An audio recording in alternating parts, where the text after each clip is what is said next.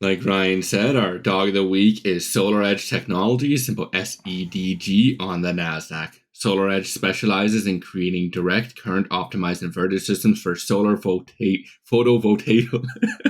See, nobody could say it. Brendan's got me now too. It's Brennan's fault. Yes. Solar Photovoltaic?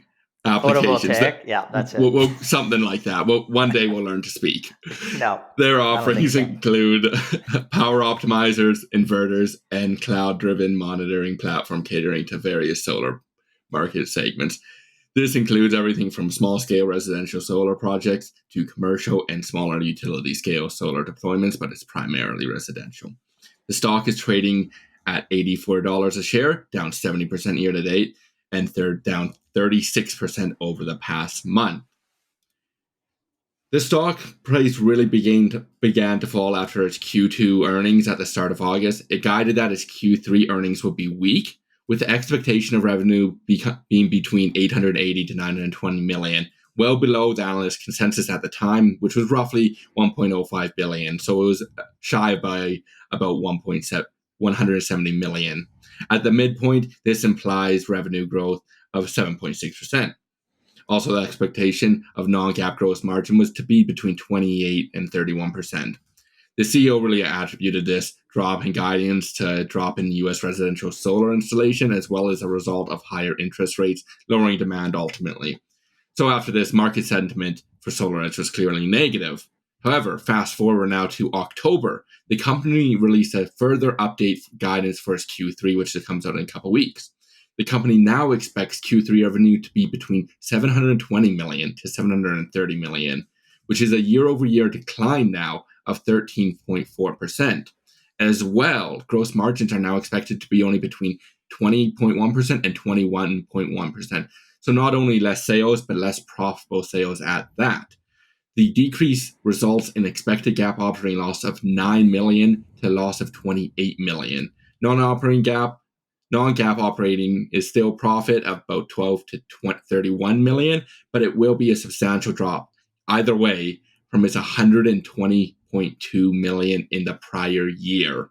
So substantial drop, even though they are still profitable, obviously, on a non-GAAP operating basis. The drop in guidance is really due to significant cancellations of existing backlog from their European distributors, as well as end market install rates were significantly slower than historic amounts for the September quarter, which normally picks up quite a bit. So initial guidance was lower as US was weaker, and now that weakness has really come to Europe, the company is just seeing weakness all around in its major markets.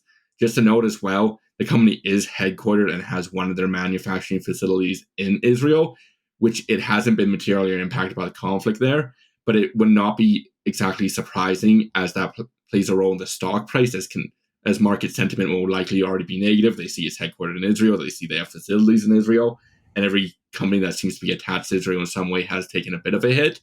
So you just have bad news plus that additional risk now, and people are really just causing the stock to go down.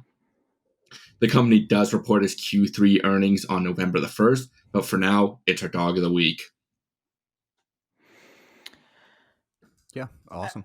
Again, another company that we've highlighted in our electrification report. Again, buy an early bird ticket to our webinar. You guys will get this report for free, which again includes SolarEdge and Enphase Energy, which are both competitors. And we've even been getting questions. We have a webinar coming up? Yes. Okay, we good, do have thanks. a webinar coming up November 2nd and 9th. Thank you. Anyways, don't worry, everyone. Ryan won't be speaking there, so we haven't told him about it. No, nice. Yeah, no crap, nice plug, Brennan. My God, our ticket sales just went up in real time there. No. All right, but sorry. It is really incredible how much SolarEdge has come down, and I do question how much of that has to also do with the fact that they are headquartered in Israel and investors being worried about that. So long term, I do think this is a fantastic company, but it's never a good sign when you enter into a period where customers start canceling a lot of orders significantly, and then the company has to reduce its guidance significantly. So this is one I would say, we're going to keep a fairly close eye on this one.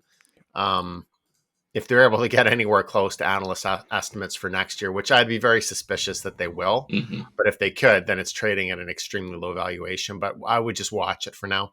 Yeah, one of our clients. And see. Sorry, go on. No, go ahead. Or that was it. Yeah, I was going to just say, you know, one of our clients, he knows that, you know, we've been watching SolarEdge closely. We've been watching Enphase closely.